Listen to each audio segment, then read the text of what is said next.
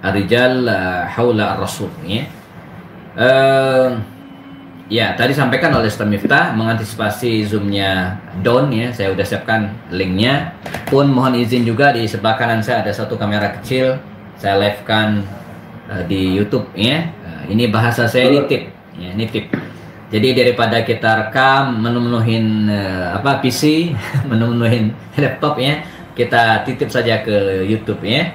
Dan suatu saat bisa dicek ulang, dilihat lagi insyaallah ya. Kita manfaatkan teknologi. Jadi bagi yang mental ya nanti silakan gabung. Ustaz Afwan, Ya. apakah perlu jadi akan saya spill apa enggak Ustaz? Sebentar. Iya boleh di ini aja di saya diangkat co-host saja ya supaya nanti bebas saya bisa share.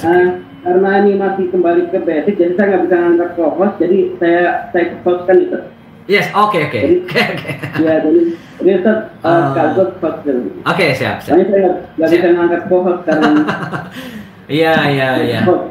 Ya kelemahan Zoom itu dia habis masanya nggak ngasih tahu gitu kan. Saya juga sering. Jadi kita yang harus ingat. Saya 4-5 hari lalu juga sama lagi ngajar, seru-serunya ngajar, tiba-tiba waktunya 10 menit lagi. Waduh, sekarang ternyata kembali ke basic.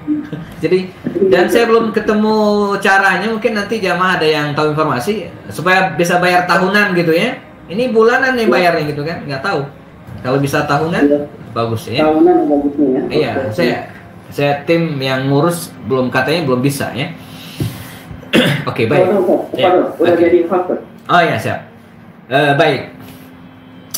Tema kita hari ini, yarakumullah, kita akan bahas tentang Ali bin Abi Thalib. Ini seri yang keempat ya. Ya, Abu Bakar Siddiq kita tuntaskan, kemudian Umar bin Khattab radhiyallahu anhu sudah ya, Utsman terakhir, dan sekarang kita akan bahas sosok Ali bin Abi Thalib. Sebagai sudah ada yang like dan subscribe. Sebagai prolog ya, saya ingat Ustadz Miftah dulu waktu kecil ya, tinggal di kampung jauh dari kota, 37 kilo dari pusat kota ya, nggak ada internet. Di tahun 90-an di kampung saya mana ada internetnya. Jadi kami ya, waktu kecil diajarkan oleh kakek saya yang juga alhamdulillah dianggap Ustadz Kiai lah waktu itu ya. Dan saya bersyukur mendapatkan didikan langsung dari beliau, diberikan buku-buku tentang sahabat Nabi, dan barangkali itu yang kemudian membekas dalam benak saya. Lalu kemudian belakangan saya fokus di kajian-kajian surah ini ya.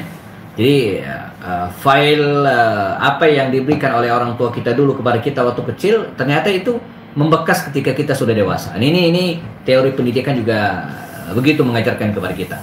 Nah, saya ingat banget di antara para sahabat Nabi ridwanullah alaihim yang saya kagumi, dijadikan sebagai idola kami anak kampung ya, yang tidak punya akses internet atau apapun ya, baru-baru kenal artis ya. Adalah ada 3 sahabat. Ini tentu di idola Rasulullah ya, yaitu Umar bin Khattab ya, Khalid bin Walid dan Ali bin Abi Thalib ya. Ini tiga jagoan kami ya. Jadi Umar bin Khattab dengan keberaniannya ya, dengan siapa yang tidak kenal dengan Umar ya, kisahnya dibaca berulang-ulang ya. Yang kedua Khalid bin Walid ya, si pedang Allah ya, Saifullahil Maslul, juga sosok yang sangat-sangat heroik bagi kami. Dan tak terkecuali adalah sosok Sayyidina Ali bin Abi Thalib ya. Ketiga sosok ini punya karakter yang mirip ya, sama-sama berani. Ya, jadi keberanian itu kelihatan ya, Umar berani, Khalid berani, dan Ali juga berani. Sosok yang sangat pemberani. Nah, belakangan ketika kemudian saya kaji ulang ya, seiring dengan bertambahnya kemampuan untuk mengakses referensi induk, buku-buku induk, ternyata keberanian 3 sosok ini berbeda. Ya, Umar itu keberanian yang sifatnya defensif, bertahan gitu ya. Makanya sepanjang sejarah kalau kita baca buku, beliau itu nyaris tidak pernah diangkat oleh Rasul menjadi panglima perang. Ya, saya udah ubek-ubek buku Ar-Rahiqul Maktum ini gitu ya, dari kalimat per kalimat terus ya. Itu cuma sekali Umar itu diangkat oleh Rasul menjadi panglima perang. Setelah perjanjian Hudaybiyah dan seterusnya, sekali itu pun nggak jadi perang. Cuman ekspedisi doang 30 orang. Dan setelah itu nggak ada lagi. Tapi Khalid itu begitu begitu masuk Islam, ya, nanti suatu saat mungkin kita ceritakan, baru 3 bulan masuk Islam udah jadi panglima perang. Dan setelah itu karirnya melejit sebagai panglima perang, apalagi di masa Abu Bakar. Ya, hampir semua perang besar itu dia yang mimpin. Nah, jadi beda keberanian Umar, keberanian Khalid. Nah, bagaimana dengan Ali? Bagaimana dengan Ali? Nah, keberanian Ali ini adalah keberanian seorang askariyun, ya, keberanian seorang militer, keberanian seorang petarung, ya, keberanian seorang yang gentleman. Dan betul, setiap peperangan, ya, yang disuruh oleh Rasul untuk maju ke medan perang pertama kali itu Ali, bukan Umar. Kalau Khalid ya belakangan masuk Islamnya itu, ya, bukan Umar, tapi Ali. Tengok dalam perang Badar, itu yang maju itu Ali. Ya, dalam perang Uhud, yang maju untuk mubarazah, ya, perang tanding sebelum perang massal itu Ali. Ada perang Khandaq, ya, siapa yang disuruh oleh Rasul untuk melawan Amr bin Abdul Wud yang nantangin kaum muslimin, ya, itu Ali. Ya, perang Khaybar, ya, besok akan perang Khaybar, pada malam harinya Nabi mengatakan besok saya akan memberikan bendera ini kepada orang yang dicintai Allah dan dia pun mencintai Allah dan Rasulnya. Para sahabat berharap ya, masing-masing mereka yang ditunjuk gitu, ya. Tapi belakangan yang ditunjuk Rasul adalah Ali, ya, untuk memimpin, ya, sebagai memegang bendera. Memegang bendera itu di depan pasti, ya, bukan di belakang, ya. Kalau sekarang yang megang bendera biasa di belakang, ini enggak, megang bendera itu di depan. Itu Ali. Ini sosok Sayyidina Ali bin Abi Thalib radhiyallahu anhu. Nah, kita akan bahas walaupun mungkin sekali pertemuan dan tidak tuntas, tapi nanti semoga bisa menjadi semacam nambah wawasan kita bersama insyaallah, ya. Ali bin Abi Thalib, ya, kesatria tanpa takut. Ini title yang mungkin bisa jadikan sebagai judul utama kajian kita ini, ya, dan kita akan bahas, ya, siapa beliau, ya. Ali bin Abi Thalib, ya, Ali bin Abi Thalib sesuai dengan namanya, Ali bin Abi Thalib. Abi Thalib itu adalah paman Rasulullah, paman kandungnya, paman kandung sekandung-kandungnya, ya. Karena ibu dari Abu Thalib itu adalah juga ibu dari Abdullah. Jadi Abu Thalib dengan Abdullah ayahanda Rasul itu sekandung seayah dan seibu. Kan ada saudara kandung seayah, ada saudara kandung seibu. Kalau Abu Lahab itu saudara, ya, seayah Rasul Abdullah, ya. Karena ayahnya Abdullah, ya, itu ibunya Abdullah, nenek Rasul itu beda dengan ibunya Abu Lahab. Tapi mereka punya satu ayah, itu Abdul Muttalib. Tapi Abu Talib ini enggak. Nah, Abu Talib adalah paman Rasul, baik ayahnya, ya, ataupun ibunya itu sama dengan ayah dan ibu ayahanda Rasul, ya, yaitu Fatimah binti Amr, ya, ini neneknya Rasulullah SAW dari pihak ayahnya. Lahirnya 32 tahun sebelum kenabian, ya, jadi ketika baginda Rasul SAW menjadi nabi, usia beliau 40 tahun dan Ali waktu itu usianya 8 tahun. Nah, jadi kebayang oleh kita jarak antara Rasulullah dengan Ali ini terpaut 32 tahun lebih muda Sayyidina Ali bin Abi Thalib. Dulu, ya, sempat diberi nama oleh bundanya dengan Haidar, ya. Maka di kalangan Syiah nama Haidar ini relatif populer karena ini adalah nama kecilnya Ali, ya, nama kecil Sayyidina Ali bin Abi Thalib radhiyallahu anhu. Namun akhirnya oleh ayahnya diganti dengan Ali, ya, tinggi, ya, terhormat, ya. Dan para sahabat memanggil beliau dengan Abul Hasan. Mengapa Abul Hasan? Karena anaknya adalah Al-Hasan, Al-Hasan bin Ali, Hasan, Husain, Zainab, lalu kemudian Ummu Kulsum. Nah, inilah putra-putri Ali bin Abi Thalib dengan Fatimah radhiyallahu anha, ya. Dan sempat dipanggil oleh Rasul dengan Abu Turab, ya, ketika Nabi melihatnya terbaring di depan Masjid An-Nabawi di Madinah. Begitu dia bangkit, tubuhnya penuh dengan debu. Dipanggil oleh Rasul, ya Aba Turab, wahai bapak debu. Dan Ali mengatakan, panggilan yang sangat berkesan bagi saya, ya, dari Rasul adalah Abu Turab. Ya, ini disebut dengan semacam, ya, panggilan julukan seperti para sahabat Nabi yang lain. Ada disebut dengan Saifullah, ada disebut dengan Al-Faruq, ada disebut dengan siapa lagi, As-Siddiq. Nah, ini Dzu Nurain, ya, atau Abul Masakin. Nah, ini julukan-julukan yang dilekatkan kepada para sahabat. Postur tubuhnya, ya, Ali bin Abi Thalib ini ya, dia tidak terlalu tinggi, tapi tidak juga terlalu pendek. Maka ada kalimat dalam catatan riwayat itu begini. Ada sahabat Nabi namanya Amr bin As. Jadi Amr bin As itu digambarkan, nah Ali bin Abi Thalib ini digambarkan tingginya itu baina Umar wa Amr. Baina Umar wa Amr. Antara Umar yang besar, tinggi, gede, dan Amr bin As yang relatif pendek dibandingkan yang lain. Nah, Ali itu sedang-sedang saja. Dan tingginya ini sama dengan Rasulullah. Jadi Nabi itu dalam kitab Syama'il Muhammadiyah yang tulis oleh Imam At-Tirmidzi juga dikatakan, Nabi itu tidak terlalu tinggi dan tidak juga terlalu pendek dalam ukuran tubuh pada waktu itu. Jangan tanya saya berapa meternya gitu kan, karena ya waktu itu belum pakai meteran gitu ya. Ya wallahu alam ya berapa meternya, tapi kira-kira saja bahwa tinggi Rasulullah itu sedang-sedang saja ya. Tubuhnya tidak begitu tinggi, tapi juga tidak begitu pendek, tapi kekar. Ya. Di kita banyak pendekar, pendek tapi kekar. Kalau Ali ini dia betul-betul kekar ya. Dan ini dibuktikan pada setiap pertarungan 1 lawan 1 dia selalu menang. Nah, ini Ali walaupun dia tidak begitu tinggi tapi dia tubuhnya kuat. Dia punya kekhususan sepasang mata yang lebar dan sorot mata yang tajam. Baik referensi Sunni maupun referensi Syiah ini menggambarkan hal yang sama, bahwa Ali itu punya mata yang tajam. Saya sempat searching di Google ya, ilustrasi-ilustrasi yang dibuat oleh orang-orang Syiah tentang sosok dan wajah Ali ini. Beda dengan lain itu dia punya mata yang tajam ya. Saya coba tampilkan sosok Ali bin Abi Thalib dalam film Omar. Yang gabung di Zoom ya bisa lihat ya. Ini yang belum didandani sebelah kiri, ini yang sebelah kanan sudah didandanin ya. Ini versi Ali bin Abi Thalib, ilustrasi sosok Ali bin Abi Thalib dalam film Omar. Jemaah yang pernah dulu nonton film Omar di MNC TV pernah tayang dan YouTube banyak ya, ketik aja film Omar, itu ada banyak sudah diupload ya.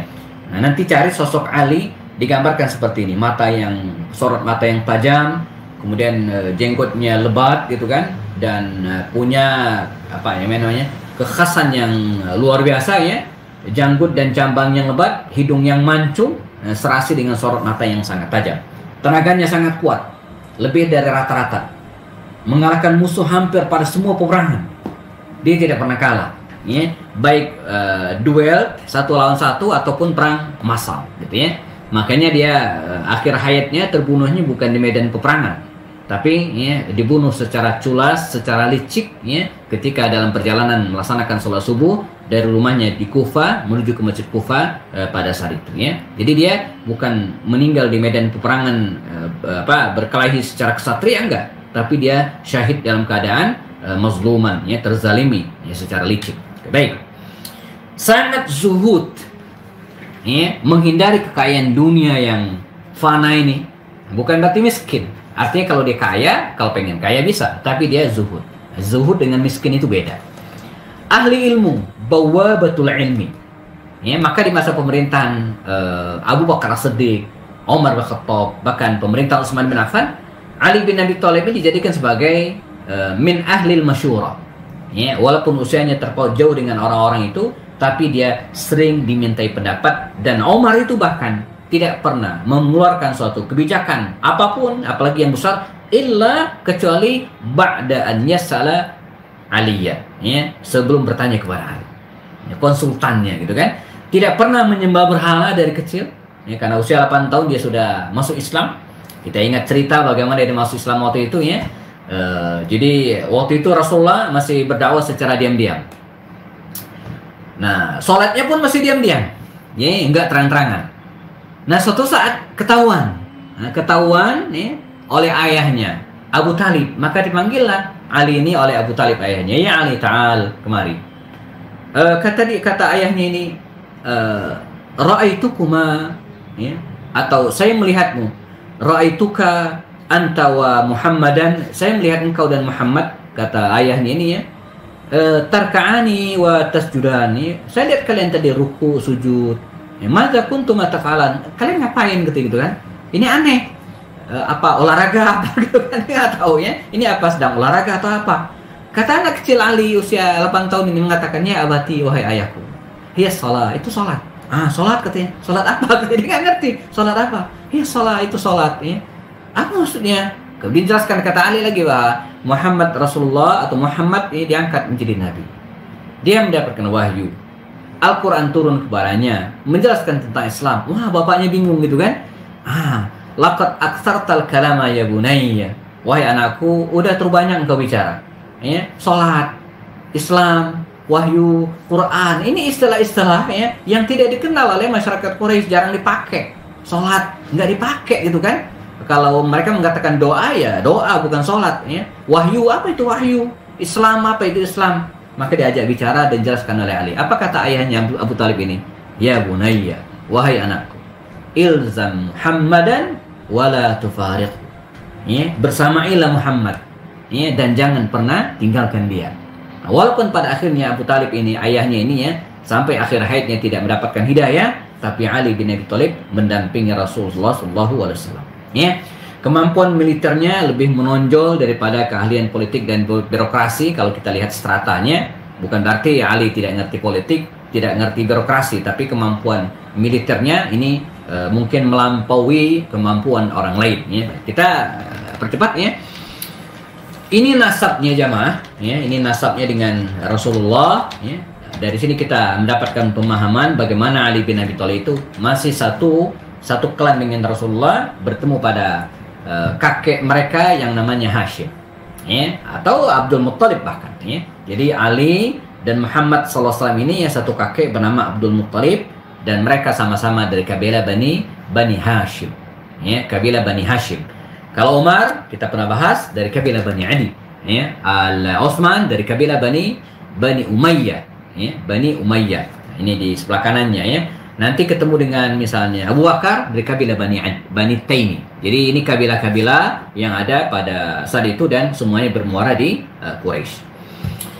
Sejak kecil ikut bersama Rasulullah. Jadi karena Abu Talib ini punya banyak anak, maka anaknya di-share.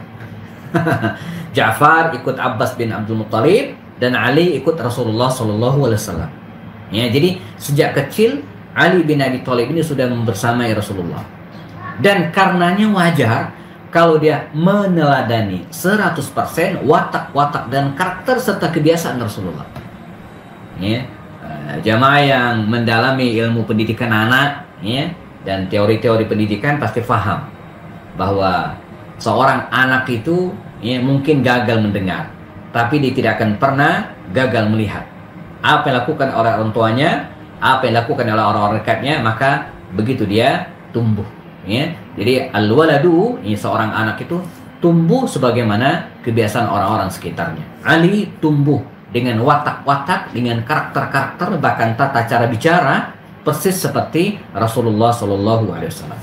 Masuk Islam tanpa izin kedua orang tuanya. Tanpa izin maksudnya bukan dilarang, tapi orang tuanya nggak ikut, tidak ikut masuk Islam.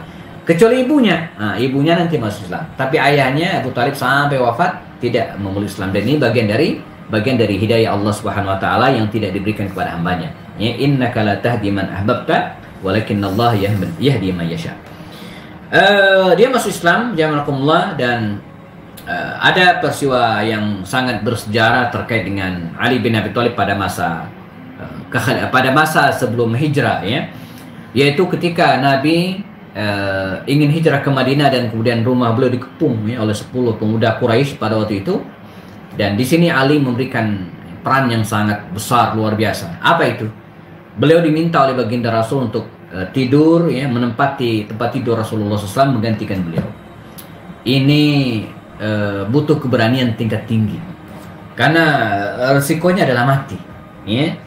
Nabi ingin dibunuh dan yang menggantikan adalah Ali. Itu, wah, resikonya tinggi sekali dan dia bersedia.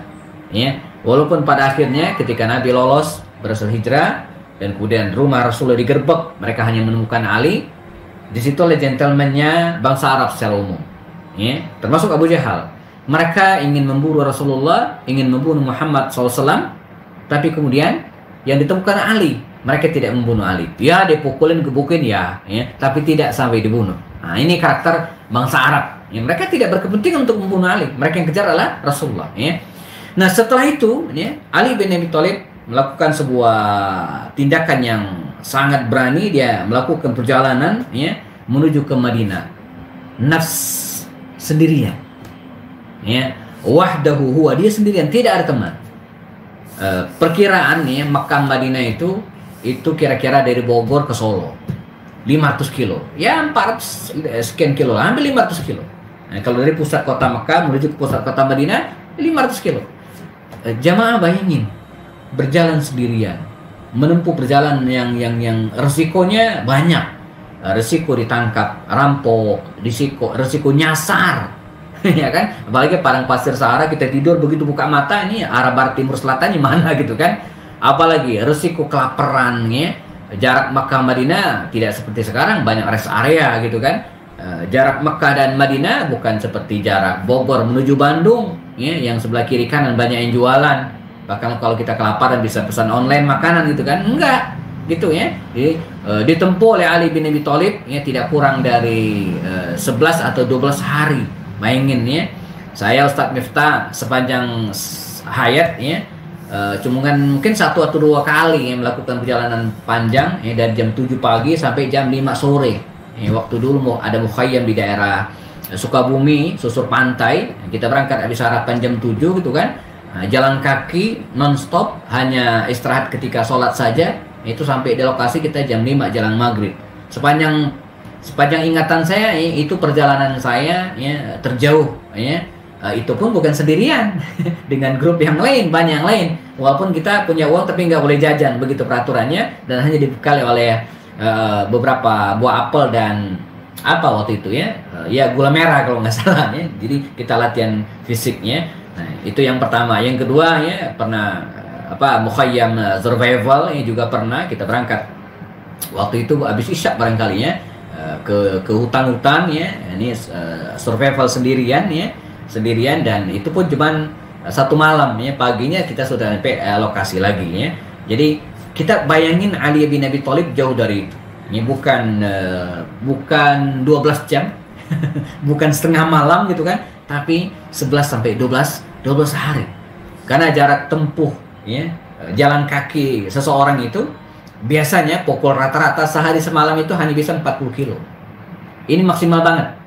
Ya, sehari semalam kalau jalan kaki itu maksimal 40 kilo. Jadi kalau 500 kilo berarti kan 10 kilo baru dapat 400. Bisa 12 hari itu, 11 sampai 12 hari perjalanan gitu kan. Dan itu dilakukan sendirian, ya. Kuat, ya. Sisanya jamakumullah, Ali bin Abi Thalib ini, ya, ketika tiba di Madinah Al-Munawwarah, lalu kemudian terjadilah serial peristiwa di masa Nabi. Ada perang Badar, perang Uhud, perang Khandaq, Hudaybiyah, perang Khaybar, nanti terus puncaknya ada Fathu Makkah, ya, ada perang Hunain, perang Tabuk, ya. Baginda Rasulullah, ya, tidak pernah, atau Ali bin Abi Thalib tidak pernah absen dari peristiwa-peristiwa ini, ya, kecuali satu, perang Tabuk. Beliau tidak diizinkan untuk ikut perang Tabuk karena menjadi wakil beliau di Madinah pada waktu itu. Walaupun beliau sempat dibully gitu kan oleh netizen waktu itu, ya. Emang netizen itu dari dulu emang kejam, ya, bukan sekarang saja, ya. Disebut penakut, disebut dengan ya sama dengan perempuan, ya, macam-macam lah, ya. Maka Rasul menjelaskan kepada Ali bahwa anta ka manzili Musa wa Harun, ya. Jadi ilustrasi Rasulullah itu, ya, Ali, ya, Anda itu seperti Harun di mata Musa. Jadi ketika Musa pergi, maka yang menggantikan kepemimpinan adalah Harun. Nah, ini sayangnya hadis ini banyak dipakai oleh orang-orang Syiah, ya, untuk mendiskreditkan para sahabat Nabi yang lain, mengatakan bahwa ketika Nabi wafat mesti yang jadi khalifah adalah Ali.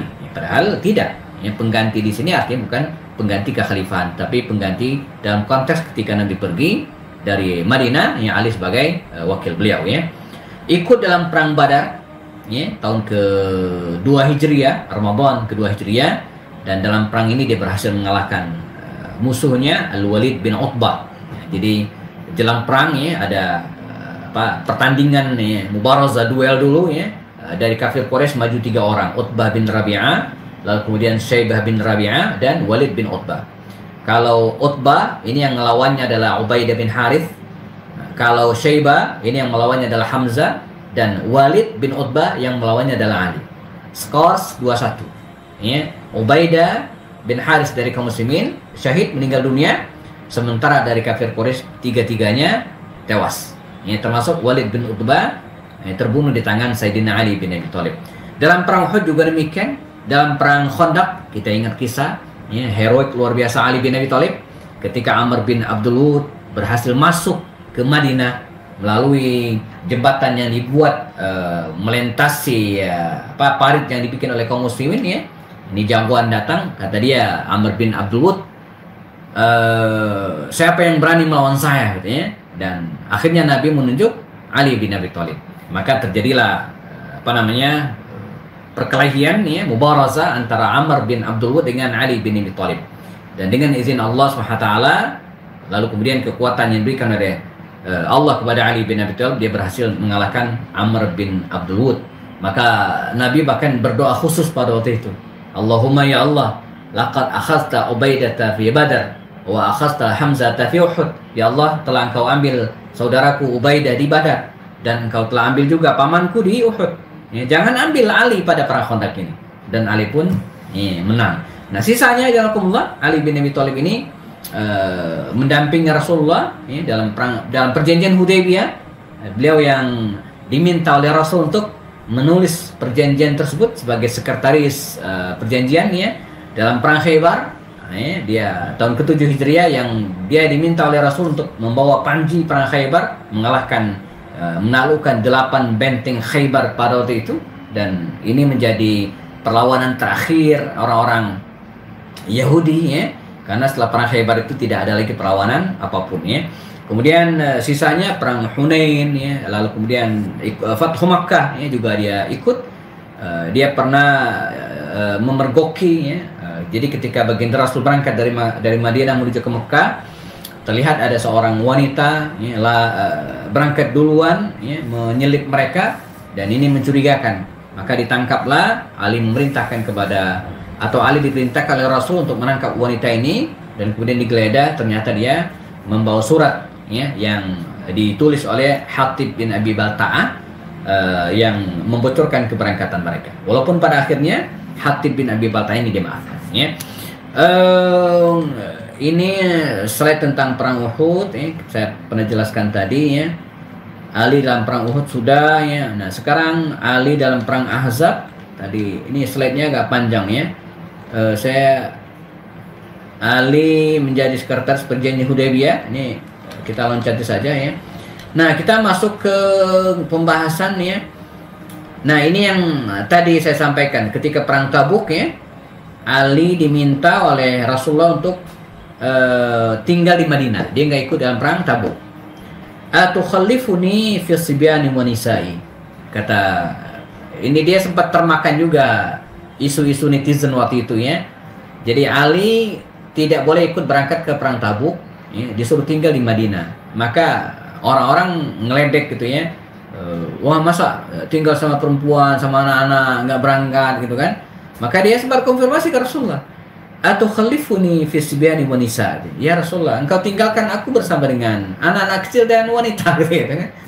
Padahal dia jagoan perang. Qala, maka Rasul menjawab, ala tarda an takuna minni bimanzilati Harun min Musa illa annahu laysa nabiyyun ba'di. Ya. Wahai Ali, ala tarda, tidakkah engkau ridha an takuna minni ya, menjadi dalam posisiku di mataku bimanzilati Harun min Musa, seperti kedudukan Harun di mata Musa ya. Ketika Musa alaihissalam berangkat ya, menemui Allah Subhanahu wa taala di Bukit Tur Sina, maka yang menjadi wakil mereka adalah Harun. Illa annahu laysa nabiyyun ba'di. Nah, bedanya sungguhnya tidak ada nabi setelahku.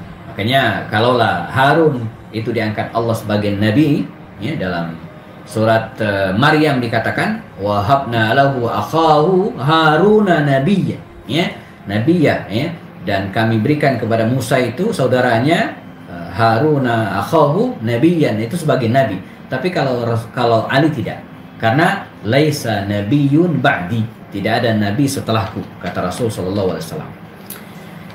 Pada tahun 9 Hijriah selepas perang Tabuk, ya, Nabi memerintahkan Abu Bakar untuk berangkat ke Makkah melaksanakan haji.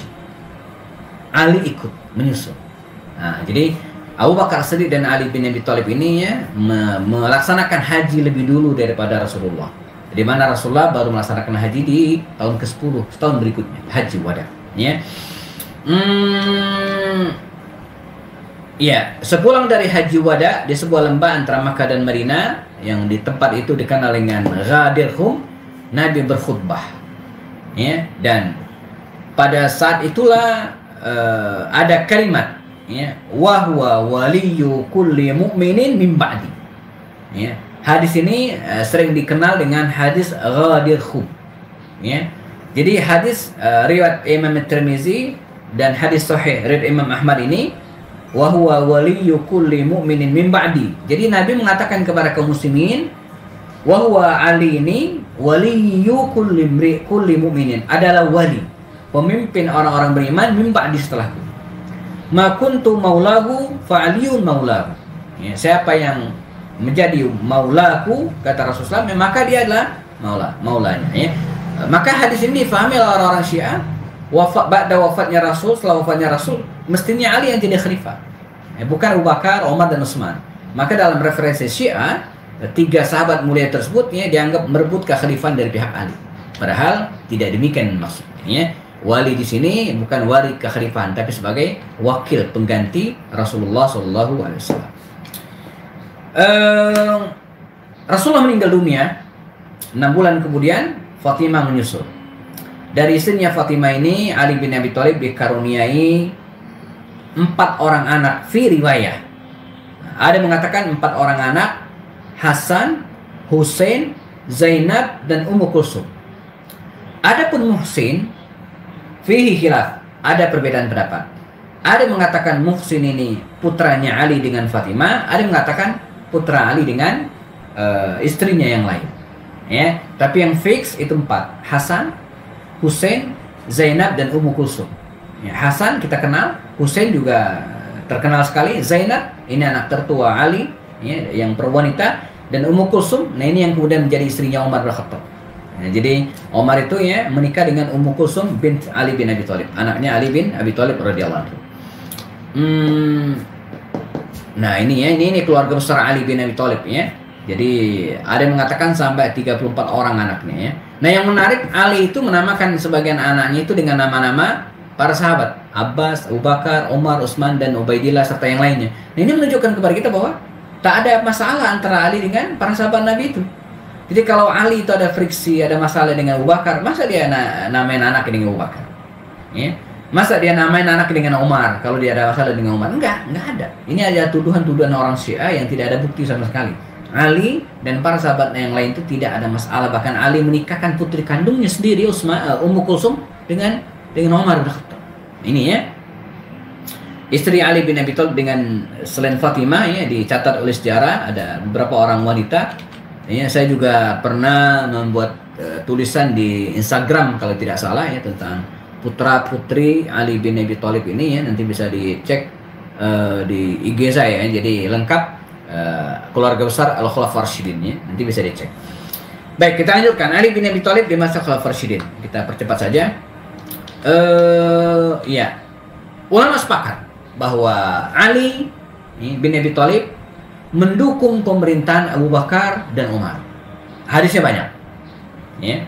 Fix bahwa Ali itu membaiat Abu Bakar, fix bahwa Ali itu membaiat Umar. Hanya saja terkait dengan baiat Ali terhadap Abu Bakar terjadi perbedaan pendapat tentang waktunya. Ada yang mengatakan hari itu juga ketika kaum muslim membaiat Abu Bakar, ada yang mengatakan 3 hari setelahnya, dan ada yang mengatakan beberapa bulan sebelumnya. Ya, beberapa bulan setelahnya. Tapi fix Ali membaiat ya, Abu Bakar menyatakan sumpah setia. Demikian juga dengan Umar. Ya, Umar apalagi dia Ali itu menjadi konsultannya Umar. Ya. Bahkan menjadi mertuanya Umar bin Khattab. Jadi tidak ada masalah. Demikian juga dengan Utsman. Dengan Utsman sangat menghormati Utsman bin Affan radhiyallahu anhu. Dan kisah tentang penunjukan kekhalifahan setelah Umar bin Khattab meninggal pernah kita bahas pada pertemuan sebelumnya ya, tentang kisah Umar dan Utsman. Di mana ketika Umar wafat, beliau tidak menunjuk seorang pun sebagai pengganti, ya, tapi menunjuk 6 tim. Nah, di antara 6 itu adalah Ali. Ya, dan walaupun akhirnya terpilihlah Utsman, tapi Ali bin Abi Thalib menerima dengan legowo.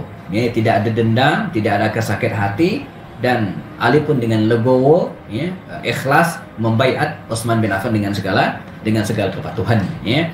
Nah, ketika Utsman bin Affan terbunuh dan Ali pun dibaiat menjadi khalifah pada bulan Zulhijjah tahun 35 Hijriah, dan para sahabat ya waktu itu ajma'u sepakat ya atas pembaiatan Ali. Ya. Bahkan termasuk Thalhah bin Ubaidillah dan Zubair bin Awam. Ya. Minus Muawiyah bin Abu Sufyan. Nah, ini mungkin ceritanya agak panjang ya. Jadi Muawiyah bin Abu Sufyan waktu itu beristihad dan akan menyatakan tunduk, akan membaiat Ali bin Abi Thalib dengan syarat ya, tuntaskan kasus pembunuhan Utsman. Nah, ini yang sempat jadi masalah belakangan yang kemudian menyebabkan ya terjadinya dua peristiwa besar, yaitu Waq'atul Jamal wa Waq'atul Siffin ya, perang Jamal dan perang Siffin. Peristiwa Jamal atau tragedi Jamal atau perang unta ini antara pihak Aisyah radhiyallahu anha yang berangkat dari Basrah waktu itu ya dengan pihak Ali bin Abi Thalib. Terjadilah tawuran ya, kalau bahasa saya tawuran, bukan perang beneran gitu ya, dan jatuh korban di antaranya adalah Thalhah bin Ubaidillah dan Zubair bin Awam yang syahid pada peristiwa tersebut ya. Adapun Aisyah akhirnya diamankan oleh Ali bin Abi Thalib dan sedikit pun tidak disakiti, dan ini peristiwa kelam memang, tapi akhirnya kemudian selesai ya. Nah, yang besar adalah peristiwa perang Siffin ya, perang Siffin yang terjadi antara pihak Ali bin Abi Thalib radhiyallahu anhu dengan Muawiyah bin Abu Sufyan di akhir tahun ya 37 sampai ya sebelum tahun 40 Hijriah. Ini tragedi yang kelam ya, di mana sebanyak 45.000 pasukan Ali berhadapan dengan hampir ya atau sekitar 35.000 pasukan Muawiyah. Bertemulah mereka di lembah Siffin di pinggiran Sungai Efrat, dan kemudian terjadilah tragedi itu sampai pada akhirnya pihak Ali hampir mendapatkan kemenangan gitu ya, mendapatkan kemenangan. Lalu kemudian Amr bin As yang mengangkat mushaf minta damai. Nah, disinilah pihak atau Ali bin Abi Thalib menunjukkan sifatnya yang sebenarnya, ya, sifat gentleman, ya, sifat ksatria, di mana ketika dia mengangkat atau musuh sudah mengangkat mushaf, walaupun tahu ini taktik gitu kan, tapi dia menghentikan perang. Ya.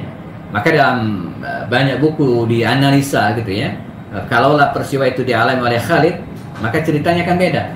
Ya, Khalid pasti akan meneruskan peperangan gitu, karena tahu itu taktik musuh. Ya, itu karakter Khalid. Dia hajar habis sampai kemudian musuh takluk. Tapi Ali tidak. Ya. Teman-teman bayangin ya, perang nih, udah mau menang. Nah, musuh itu ngangkat mushaf, minta damai. Kita atau saya atau dalam hal ini Ali bin Abi Thalib sebagai panglima perang, apa yang harus kita lakukan? Ya, apa yang sebaiknya kita lakukan? Ya. Mestinya Ali tahu itu taktik gitu kan, tapi Ali tidak meneruskan peperangan karena secara gentleman, secara ksatria musuh sudah ngangkat mushaf dan itu lakukan. Ya, maka dia menghentikan peperangan walaupun efeknya luar biasa. Efeknya apa? Ya, keluar dari pihak Ali bin Abi Thalib ini ya, kalangan yang belakangan yang kita kenal dengan kalangan Khawarijun Khawarij. Ya, keluar, mereka tadi berada dalam pasukan Ali bin Abi Thalib ya, lalu kemudian mereka keluar dan memegang prinsip ekstrim dengan mengatakan bahwa penyebab segala kerusuhan ini 3 orang, Ali, Muawiyah dan Ammar, dan ketiganya ini yang kemudian harus dibunuh. Nah, ini di sini kita mengakhiri kisah tentang Ali bin Abi Thalib ya. Jadi efek dari perang Siffin tadi ya, Ali kemudian mengangkat peperangan dan ini membuat sebagian pengikutnya kecewa. Kalangan Khawarij tadi keluar dan mereka kemudian membuat keputusan ya, masalah ini akan bisa diselesaikan dengan membunuh tiga orang ini, Ali, Muawiyah dan Amr bin As. Maka dibuatlah ditunjuklah eksekutornya gitu kira-kira ya, 3 orang Khawarij ya. Ada Hajjaj bin Abdullah, ini akan membunuh Muawiyah. lalu kemudian Amr bin Abu Bakar At-Tamimi ini akan membunuh Amr bin As, lalu kemudian Abdurrahman bin Muljam ini akan membunuh Sayyidina Ali bin Abi Thalib. Mereka sudah sepakat 17 Ramadan Jumat 40 Hijriah. Itu tanggal yang mereka sepakati untuk membunuh 3 orang sahabat mulia ini. Hajjaj bin Abdullah berangkatlah ke Syam untuk membunuh Muawiyah bin Abu Sufyan di kota Damaskus. 17 Ramadan dini hari subuh 40 Hijriah. Ketika akan berangkat dari rumahnya menuju ke Masjid Jami' Damaskus, waktu itu dia diserang. Hajjaj bin Abdullah Al-Khawaris ini menyerang Muawiyah. Beberapa tusukan melukai tubuh sahabat mulia ini, namun dia berhasil diselamatkan oleh pengawalnya, karena gubernur kan ada pengawalnya kemana-mana dan Muawiyah pun akhirnya selamat. Walaupun dia luka parah, terbaring beberapa hari, racun ganas sempat menyusup ke tubuhnya, tapi kemudian akhirnya bisa diselamatkan. Maka selamatlah Muawiyah dari usaha pembunuhan. Apa kabar dengan Amr bin As? Amr bin As ini penguasa Mesir. Dia berada di Fustat. Dulu siapa gubernurnya, maka dia yang jadi imamnya ketika sholat. Nah, uniknya Amr bin Abu Bakar At-Tamimi ini nggak ngerti yang mana namanya Amr bin As. Dia nggak tahu.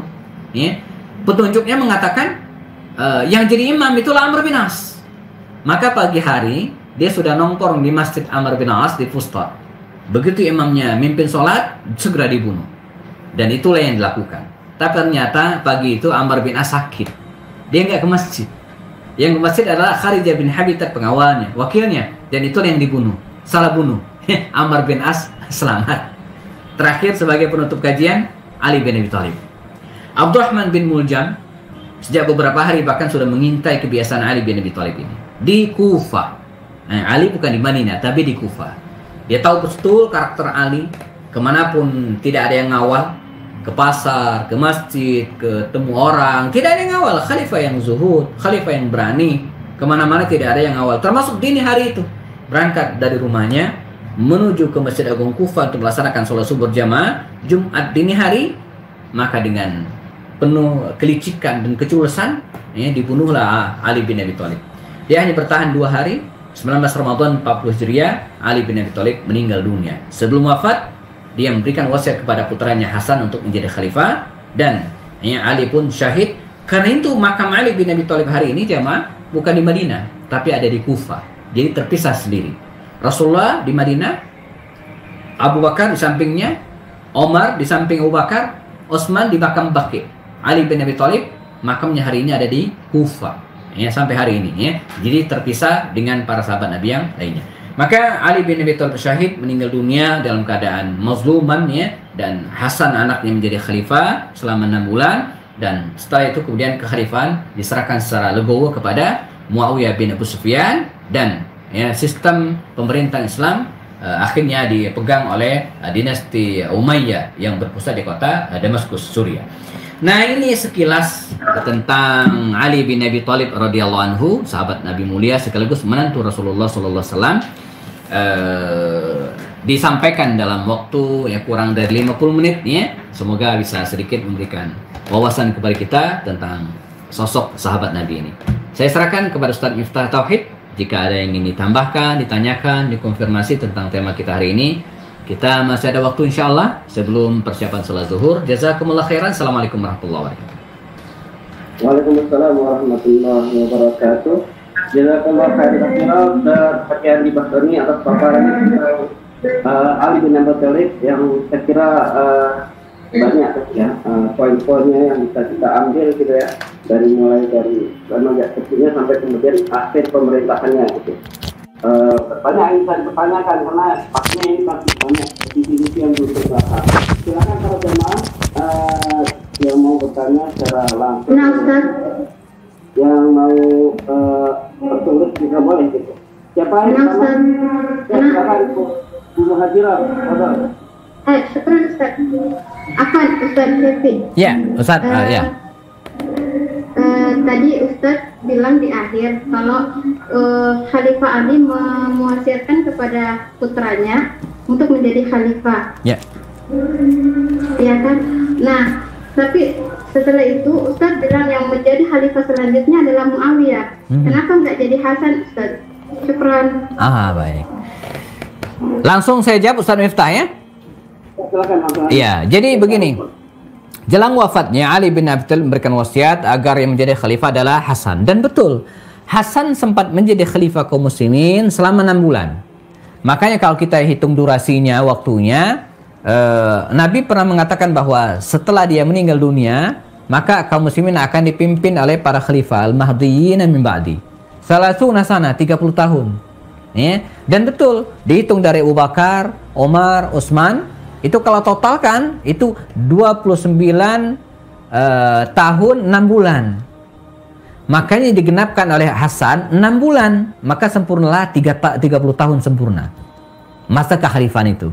Maka sebenarnya kalau mau hitung-hitungan, Al-Khulafa Ar-Rasyidin itu ada 5. Ya, Abu Bakar, Omar, Utsman, Ali, dan Hasan. Jadi Khalifah Rasyidin yang kelima itu adalah Hasan. Kita selama ini sering menyebut Khalifah Rasyidin yang kelima itu Umar bin Abdul Aziz, gitu kan? Ya, Umar bin Abdul Aziz itu soleh, zuhud, negarawan sukses, iya. Tapi sebenarnya yang layak menyandang gelar Al-Khulafa Ar-Rasyidun Al-Khamis itu adalah Hasan, karena dia yang menggantikan ya, setelah Ali. Melihat kondisi yang tidak memungkinkan, gejolak yang terus masih ada, ya, maka saddan lidzari'ah, ya, mengantisipasi masalah yang belakangan khawatir akan muncul lebih besar, maka Hasan dengan legowo menyerahkan kekhalifahannya kepada Muawiyah. Dan ini disetujui oleh semua kalangan. Maka tahun diserahkannya kekhalifahan dari Hasan ke Muawiyah ini disebut dengan Amul Jamaah, ya, tahun rekonsiliasi, tahun jamaah, tahun berapa ya, perdamaian, ya, al-jamaah, berkumpul gitu kan, selesai, tidak ada konflik lagi. Nah, konflik kan baru muncul kapan? Setelah Muawiyah wafat. Nah, dia menunjuk Yazid sebagai anaknya. Ini jadi masalah. Jadi masalahnya bukan ketika Hasan menyerahkan kekhalifahan kepada Muawiyah, tapi ketika Muawiyah bin Abu Sufyan, ya, menyerahkan kekhalifahannya kepada Yazid bin Muawiyah, putranya. Nah, ini kemudian munculkan masalah yang belakangan menyebabkan, ya, adanya tragedi Karbala, di mana cucunda Rasul Husain itu terbunuh dalam perang tersebut atau perang Karbala. Jadi begitu, betul. Jadi Hasan sempat menjadi khalifah selama 6 bulan, ya, sebelum diserahkan kepada Muawiyah bin Abu Sufyan. Afan Ibu Mahjara, monggo. Ada lagi? Iya. Ada di kolom chat pertanyaan kedua, Ustaz. Iya. Dari Ibu Eva Rembang Jawa Tengah ya. Oh, insyaallah. Apa perbedaan antara Khawarij dengan Syiah, ya? Oke, jadi begini. Saya mulai dari Syiah dulu, ya. Jadi Syiah itu secara bahasa itu artinya kelompok, golongan, Syiatu, ya. Kullu hizbin bima ladaihi farihun, ya. Min syiatihi, hadza min syiatihi, dalam kisah tentang Nabi Musa. Jadi Syiah itu kelompok, grup fans, ya. Maka di masa para sahabat ada Syiatu Umar, Syiatu Khalid, Syiatu Ali, Syiatu Muawiyah, penggemar fans kelompok grup orang tertentu, ya. Nah, seiring dengan waktu, ya, Syiatu Ali ini adalah orang yang betul-betul mengagungkan, memuliakan Ali, baik karena nasabnya ataupun karena alasan-alasan yang lainnya, ya. Nah, ini awalnya gitu kan. Jadi fanatisme kepada Ali yang berlebihan, yang awalnya mungkin diawali dengan sikap-sikap politik, lama-kelamaan mengental menjadi ideologi, dengan mengatakan bahwa selain Ali salah, khalifah yang mendahului Ali salah. Nah, ini kalangan Syiah. Jadi awalnya kekeliruan dalam konteks politik gitu, ya. Tapi lama-kelamaan jadi ideologi. Mereka kemudian menganggap bahwa Al-Quran yang beredar ini tidak tepat, sudah diubah oleh Utsman, ya. Maka mereka punya mushaf, mushaf Fatimah. Azannya juga, ya, sholatnya juga mereka hanya mengambil pendapat-pendapat dari pihak Ali bin Abi Thalib dan mengabaikan pendapat-pendapat yang lainnya. Maka kita temukan, ya, tata cara ibadah sebagian orang Syiah itu beda dengan kita. Azannya, wudunya, sholatnya itu berbeda. Ditambah lagi dengan doa-doa laknat terhadap Aisyah, terhadap Muawiyah, terhadap Abu Bakar. Nah, ini makanya ulama sepakat bahwa Syiah ini walaupun dia fihi tabaqat, ada tingkatan-tingkatan nih, tapi secara umum ketika disebutkan kata Syiah itu adalah Syiah Rafidhah yang sesat, ya. Walaupun ada Syiah yang diterima yang menganggap Ali lebih mulia dari sahabat Nabi yang lainnya, dan hanya itu, ya. Ini penjelasan Syiah. Kemudian Khawarij ini jamaah awalnya dia kelompok Ali secara politik gitu ya. Tapi karena tidak puasan dengan kebijakan Ali, akhirnya dia keluar dengan prinsip menyalahkan semua orang. Maka kalau sekarang ada neo Khawarij gitu ya, ya sama, ya, kerjaannya nyalain semua orang, hanya diri yang benar, semua salah gitu kan. Dan sikap keras ini yang jika diteruskan gitu kan akan membahayakan, bisa menyebabkan ya munculnya terorisme begitu kira-kira ya. Karena kekeliruan dalam berpikir, menganggap bahwa dirinya saja yang benar, Ali salah, Amr salah, Muawiyah salah, semua salah, hanya kelompok yang benar. Nah, ini pemikiran-pemikiran Khawarij. Jadi secara ideologi dia berbeda. Kalau Syiah tadi mengagungkan Ali bin Abi Thalib, tapi kalau Khawarij itu mengagungkan kelompok mereka saja dan kelompok yang lain salah. Dan ini fatal, ya, jika tidak diluruskan. Baik, wallahu alam. Ada lagi? Ya. Ya. Dari Ayu Lampung ya. Ya. Konflik apa yang terjadi saat kekhalifahan Hasan ya radhiyallahu anhu sehingga sehingga diambil keputusan menyerahkan kekhalifahan kepada Muawiyah ya. Jadi selama 6 bulan itu sebenarnya tidak ada konflik yang besar, tapi peluang-peluang itu terjadi di mana kaum muslimin masih terkotak-kotak. Di tanah Hijaz ada pengikut Hasan, di Kufa ada sisa-sisa kelompok Ali bin Abi Thalib. Nanti di Yaman juga ada. Jadi terkotak-kotak seperti itu. Dan yang paling besar adalah di Syam. Ini Muawiyah bin Abu Sufyan. Jadi maka saya sebutkan di awal diserahkan di kekhalifahan dari Hasan menuju ke Muawiyah ini lebih kepada saddan lidzari'ah, mengantisipasi konflik itu. Dan ini kebijakan yang sangat luar biasa gitu ya. Sebelum adanya perang, sebelum adanya konflik besar di antara kaum muslimin yang berdarah-darah, maka dengan inisiatifnya gitu kan, dia mengundurkan diri dan menyerahkan kepada Muawiyah. Dan ijtihad ini benar. Ya, ijtihad ini betul. Dan ini juga menunjukkan sebenarnya kebenaran prediksi atau kemudian ucapan Rasulullah.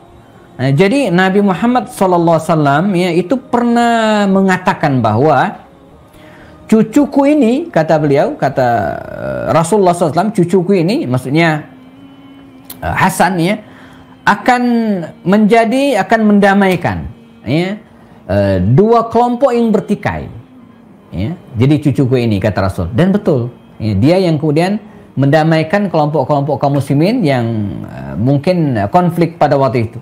Jadi merupakan salah satu bentuk kebenaran sabda Rasulullah SAW. Ya, yang makanya kalau kita jelaskan ya hikmah di balik mundurnya Hasan dan Ali digantikan kepada Muawiyah ini banyak ya. Saya sempat tulis ya di sebentar ya kalau nggak salah, saya buka filenya ya. Pertama ya ini menunjukkan tentang kebenaran sabda Rasulullah SAW. Coba saya buka filenya. Oh sudah host. Udah kembali lagi host ke Ustadz Miftah ya? Oke, boleh. Untuk nambah pemahaman. Oke, sebentar ya. Ali mana tadi Hasan? Ini. Nah ini ya, Hasan mundur dari jabatannya. Yaqul al-Hafiz Ibnu Hajar, Imam Ibnu Hajar al-Asqalani mengatakan, di antara hikmah ya mundurnya Hasan dan menyerahkan jabatannya kepada Muawiyah itu antara lain ya, ilmun min alamin nubuwah, merupakan kebenaran dari nubuat Rasulullah. Nabi mengatakan itu, cucuku ini akan mendamaikan dua kelompok kaum muslim yang bertikai, dan betul. Yang kedua, manqibatul lil Hasan ibn Ali fa innahu tarakal mulka la li qillatin wala zillatin wala illatin bal li raghbatihi fi ma indallah lamma ra'ahu min dima'il muslimin fara' amruddin wa masal ummah. Jadi ini menunjukkan tentang keutamaan seorang Hasan, di mana dia meninggalkan kerajaan, meninggalkan kekuasaan ya, bukan karena sedikit, bukan karena kehinaan, bukan juga karena alasan yang lain, tetapi bal li raghbatihi fi ma indallah, tapi semata untuk mencari keridhaan Allah. lama ra'au min haqqid dima'il muslimin, karena dia melihat khawatir akan terjadi pertumpahan darah antara kaum muslimin, fara'a amradin maslahat al-ummah, maka dia menjaga urusan agama dan masalah umat. Jadi dia meninggalkan udah apalah arti kekuasaan, begitu kira-kira.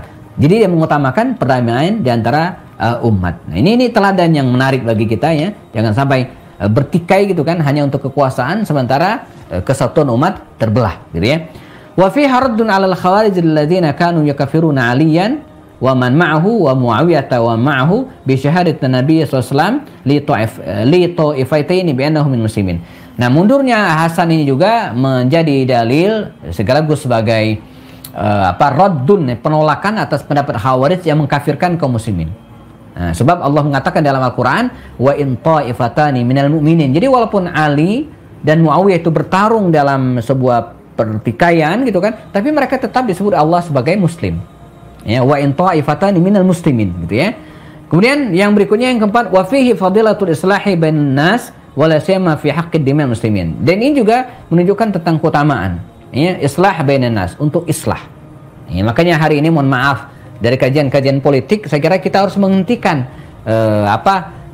julukan-julukan misalnya cebong, kemudian kampret, udah selesai gitu, udah beres. Itu hanya makanan buzzer dan ini aja gitu kan, orang cari duit saja. Udah selesai gitu ya.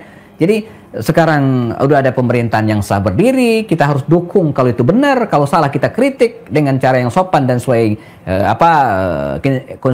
konstitusi, udah jadi beres. Jadi politik itu harus kita manai dengan cara yang bijak ya. Jadi jangan baperan gitu kan, jangan enggak ya, itu sebuah kekuasaan itu satu hal yang penting, yes ya, tapi tidak kemudian menjadi segalanya seperti Hasan bin Ali yang kemudian mundur untuk keselamatan keberkahan ya kaum muslimin secara umum.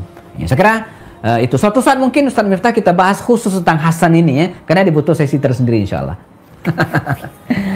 Oke. Ustaz, ini kalau saya udah nggak ada, saya akan ada 2 pertanyaan, boleh Ustaz? Mangga, silakan. Ya. Yang pertama, saya penasaran dengan sosok Abdurrahman bin Muljam itu Ustaz, sang pembunuh Ali bin Abi Thalib. Konon beliau itu adalah ahlul Quran dan hafal Quran, dan di masa Abu Bakar itu di masa Umar dimuliakan oleh Umar ketika Abdurrahman bin Muljam itu dikirim ke Mesir. Umar berpesan secara khusus kepada penguasa Mesir, siapa lupa namanya sebenarnya, agar dia dimuliakan dan fasilitas di rumah biar fokus mengajar Quran. Tapi di masa Ali beliau seperti itu. Mohon diceritakan sedikit barangkali tentang sosok Abdurrahman bin Muljam. Yang pertama. Yang kedua, di antara 10 sahabat yang masuk surga, 9 orang itu pedagang, kalau nggak salah gitu. 1 orang tidak, dan 1 orang itu kalau nggak salah Ali bin Abi Thalib gitu. Karena bisa ceritakan perekonomian Ali bin Abi Thalib dengan keluarganya, siapa namanya, Fatimah gitu. Ya. Oke, bismillah. Betul. Jadi Abdurrahman bin Muljam ini rajulun soleh, orang yang soleh, min hufazul Quran, termasuk penghafal Quran. Dan bukan hanya dia, tapi grupnya itu gitu kan, Khawarij tadi itu gitu kan, itu para penghafal Quran, orang-orang yang soleh, rajin ibadah gitu kan. Cuman karena kekeliruan berpendapat gitu kan. Nah ini harus betul-betul menjadi pelajaran bagi kita bahwa kesalehan seseorang itu bukan hanya solehun li nafsihi, bukan hanya solehun li rabbihi gitu kan, tapi kesalehan itu harus bersifat horizontal tadi itu. Jadi bukan hanya vertikal kepada Allah, tapi juga disebut dengan kesalehan yang horizontal sesama manusia. Ya, harus saling menghormati, bukan hanya manusia tapi juga kepada makhluk. Kita dianjurkan menyayangi hewan, menyayangi tanaman, ya, bukan hanya soleh kepada Rabbnya saja.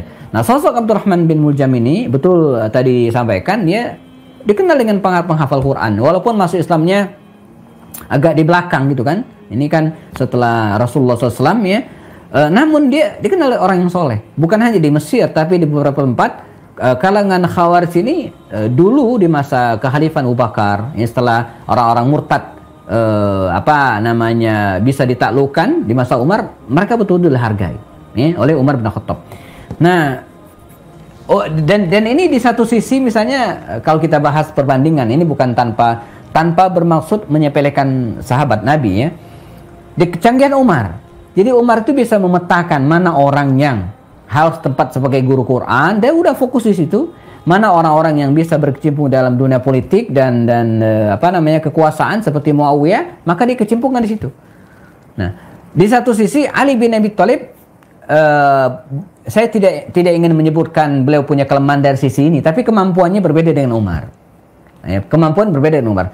Termasuk yang disesalkan oleh para bukan disesalkan dianggap kurang tepat lah ketika arbitrase gitu ya. Kan perang kemudian damai ya. Kan yang ditunjukkan untuk mewakili diskusi itu kan kalau dari pihak Muawiyah ada Amr bin As. Nah, di pihak Ali itu ada Abu Musa al-Asy'ari gitu kan. Analisa politiknya kan kurang pas gitu ya. Abu Musa ini ya ini analisa politiknya gitu kan. Mungkin tapi kan kalau ditunjuk orang lain maka sejarah akan berubah gitu kan. Sejarah akan berubah. Saya ingin sampaikan bahwa betul Abdurrahman bin Muljam ini solehun li nafsihi, hafal Quran, pengajar Al-Quran, tapi dari aspek pemikiran dia keliru. Dia salah. Ya. Dan kita menemukan fakta tersebut hari ini. Kita menemukan juga, saya secara personal, jemaah ya, ketemu dengan orang seperti ini. Ya, saya tidak perlu sebutkan namanya supaya nggak kena delik UT, ya, undang-undang gitu ya. Ketemu dengan orang yang hafal Quran, hafal kitab Alfiyah Ibnu Malik, rumus-rumus nahwu tersebut gitu kan, tak kenal soleh, rajulun soleh, tapi qadarullah ya, karena pemikiran-pemikiran yang keliru tadi ya dia kemudian ditangkap dan kemudian sampai hari ini dipenjara ya. Dan kemudian kita akui pemikiran-pemikiran memang salah, menganggap bahwa pemerintah yang sekarang tidak layak diikuti ya. Kemudian semua, nah ini pemikiran-pemikiran yang keliru saya kira. Nah, sini pelajaran bagi kita jemaah bahwa keluasan berpikir bersifat wasatiyah, moderat gitu kan. Di samping menjaga tetap kesalahan pribadi kita ya, tapi kita juga harus arif dalam menyikapi sesuatu. Ini pelajaran dari Abdurrahman bin Muljam. Yang kedua tentang Ali, sosok Ali sendiri.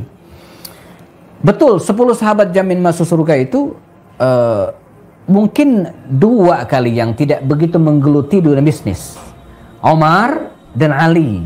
Ya. Abu Bakar clear jelas. Ya. Kemudian Utsman, sebelum masuk Islam dia sudah pengusaha ya. Kemudian siapa lagi? Abdurrahman, jangan bilang ya.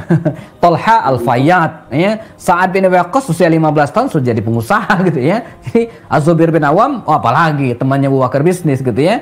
Sa'id bin Zaid, lalu kemudian Abu Ubaidah juga pengusaha. Jadi di antara 10 sahabat jamin surga mungkin Abu Bakar, Umar bin Khattab dan Ali. Umar itu di masa mudanya dia bukan pengusaha seperti Utsman, dia penggembala ternak milik bapaknya ya. Walaupun dia bukan juga anti bisnis. Umar itu 2 atau 3 kali juga pergi ke Syam. Ya, tapi tidak seperti Utsman, tidak seperti Abu Bakar. Apa kabar dengan Ali? Nah, Ali ini dia bukan seorang pebisnis ulung seperti yang lainnya, tapi dia tidak anti bisnis. Bukan anti kemiskinan. Bukan. Ini harus kita pahami. Maka ada sebuah kalimat Ali yang dikutip sejarah. Bunyinya begini. Lau kana al-faqru rajulan laqataltu. Seandainya kefakiran itu seorang laki-laki, kata Ali, laqataltu, maka akan aku bunuh katanya. ini menunjukkan betapa dia care dengan finansial gitu ya. Dia membenci kemiskinan. Dan teori marketing pasar dia juga punya kalimat. Katanya begini, la yabi fi suqina hadza illa man yafqah. Jangan bisnis di pasar kami kecuali orang yang paham, orang yang ngerti. Jadi dia bukan anti bisnis, anti kekayaan, bukan, tapi ini pilihan hidup. Ya, dia memilih untuk hidup sederhana, tidak terlalu banyak mengurusi bisnis dan kemudian kekayaan duniawi, dan ini pilihan. Kita bisa memilih. Saya memilih untuk menjadi ustaz gitu kan. Tidak bikin perusahaan besar. Kalaupun saya ada perusahaan, itu hanya perusahaan yang sekedar untuk bisa menopang ekonomi gitu kan. Misalnya saya punya usaha misalnya outsourcing cleaning service gitu kan. Walaupun di masa pandemi ini ya close tutup ya, karena kantor-kantor klien pada nggak ada yang outsource cleaning service-nya lagi gitu kan. Dananya tertutup semua di Covid. Saya punya perusahaan misalnya penerbitan buku, tapi sekedar menerbitkan buku saya dan beberapa buku yang lainnya, sekedar itu. Jadi saya nggak kepikir ini bikin perusahaan besar, kemudian barang tambang. Itu kan kalau mau banyak duit kan jangan bisnis penerbitan buku, itu dikit duitnya. Tapi bisnis yang tadi itu, tapi kan nggak, ini pilihan hidup. Nah Ali radhiyallahu anhu memilih untuk itu. Jadi dan tidak ada yang salah. Ini pilihan. Ya. Yang paling penting prinsip tadi itu, jangan membenci misal kekayaan. Akibatnya kita nganggap orang kaya itu salah. Ini yang terjadi gitu ya. Kalau mau orang kaya silakan. Soal kita itu lain. Ya. Nah ini. Lalu apa kehidupan Ali bin Abi Thalib? Iya, dia juga berbisnis. Cuman tidak seperti Abu Bakar, lalu kemudian Osman, ya, tidak besar-besaran. Dia bisnis sekedarnya saja. Dia jualan sekedarnya saja. Ya. Ini yang saya pahami dari sosok Ali bin Abi Thalib radhiyallahu anhu. Ya. Jazakallahu khairan katsiran.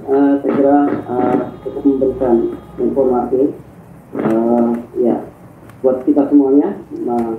Mudah-mudahan apa yang tadi menjadi materi dan tanggung jawab melengkapi materi yang sudah disampaikan dan memberikan banyak ilmu dan tambahan pengetahuan tentang sosok utamanya Ali bin Abi Thalib. Kita dengan ini lebih paham dengan Ali bin Abi Thalib dan utama mencintai beliau sebagai ahlul bait saja. Ya. Mencintai ahlul bait tanpa harus menjadi syiah saja. Ya, secara profesional sesuai dengan riwayat yang pasti. Pak Ustaz, di akhir mungkin silakan menyampaikan penutup lalu disambung dengan doa. Baik. Para jemaah sekalian, kita barusan membahas sosok Sayyidina Ali bin Abi Thalib radhiyallahu anhu, dan kisah tentang Ali, hikmah tentang Ali ini panjang gitu ya, sehingga berharap kajian yang hanya 1 jaman ini tidak membuat kita cukup untuk menuntut ilmu ya, dan kita terus berusaha kita mencintai Ali bin Abi Thalib sebagaimana kita juga mencintai para sahabat Nabi yang lain, wala ghulu, dan tidak berlebihan. Ya, tidak berlebihan kita menempatkan beliau sebagai sosok yang mulia, menantu Rasulullah, sahabat mulia Rasulullah dengan segala keteladanan yang luar biasa. Kita cukupkan dengan doa. Saya akan pimpin dengan doa. Semoga di hari berkah Jumat ini kita diberikan keberkahan, kemudian hidup oleh Allah SWT. Yang kesulitan ekonomi segera dimudahkan, yang kesulitan mendapat jodoh misalnya, yang belum menikah segera diberikan jodoh yang soleh ataupun soleha ya. Yang anaknya masih kekurangan keturunan, semoga diberikan keturunan yang soleh dan soleha insyaallah.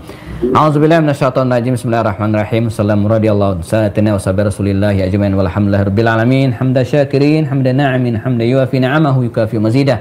Allahumma rabbana lakal hamdu kama yanbaghi li jalali wajhikal karim azim sultanik. Allahumma rabbana zalamna anfusana wa illam taghfir lana wa tarhamna lanakunanna minal khasirin. Allahumma inna na'udzubika minal barasi wal junun wal juzam wa salasqam. Allahumma dafa'na al bala wal waba wal corona ya rabbal alamin. Allahumma rzuqna ilman nafi'an wa amalan mutaqabbalan wa rizqan halalan tayyiban mubarakan ya rabbal alamin. Rabbana atina fid dunya hasanah wa fil akhirati hasanah wa qina adzaban nar walhamdulillahi rabbil alamin. Demikian, mohon maaf. Assalamualaikum warahmatullahi wabarakatuh.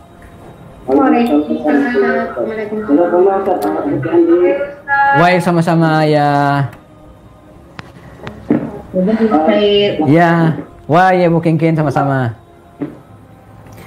Saya langsung kajian fikih sirah hari ini tentang Imam Ali bin Abi Thalib. Insyaallah kita akan bertemu lagi dengan Ustaz Happy Insyaallah. Dengan tema sosok ketiga yang jangan masuk surga, sahabat kelima yang jangan masuk surga. Siapa kira-kira Ustaz? Kenapa? Setelah ini kita akan bahas Abdurrahman bin Auf. Abdurrahman bin Auf. Tajir pedagang sukses ya. Insyaallah ya. Buat para bisnismen ini sangat menarik. Insyaallah. Dagangnya banyak, keuntungannya banyak, infaknya. Amin. Kita nantikan pembahasan itu di pertemuan berikutnya insyaallah. Kita akhiri pertemuan hari ini dengan doa kafaratul. Subhanakallah bihamdika asyhadu an la ilaha illa anta astaghfiruka wa atubu ilaik. Mohon maaf jika ada kesalahan dalam kami membawakan acara. Wassalamualaikum warahmatullahi wabarakatuh. Assalamualaikum warahmatullahi wabarakatuh. Waalaikumsalam warahmatullahi wabarakatuh. Saya pamit Ustaz Miftah. Amin. Ya alhamdulillah. Ya saya pamit ya. Waalaikumsalam. Ya. mati. Alhamdulillah. Recording stop.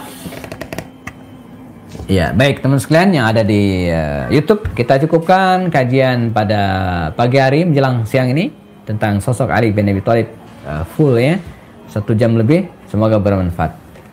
Assalamualaikum warahmatullahi wabarakatuh.